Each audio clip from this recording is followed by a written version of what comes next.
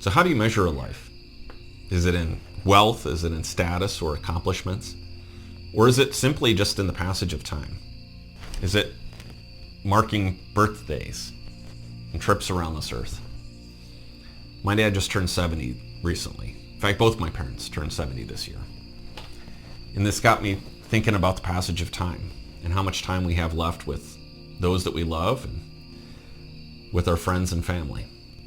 I had heard years ago of looking at life as a series of life events and mapping it out on a piece of paper that way. So in my case, I have a sheet of paper with 120 circles. A number of these are already filled in. In fact, 42 of these are already filled in. And along the way, I've written down various things that I've done.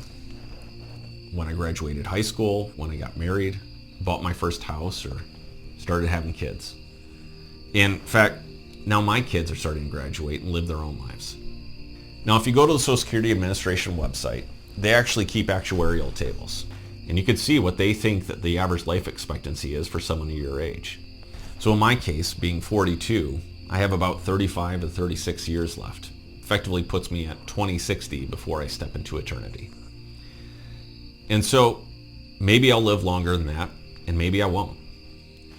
So once you have an awareness in terms of how finite your life really is and how few circles you have left on your piece of paper, you really need to start being a little bit more intentional. And the question that we all have to ask ourselves is, what are we going to do with the time that we have left? Some of those years will be working years, and some of them may be retirement years, depending on what you want to do in life.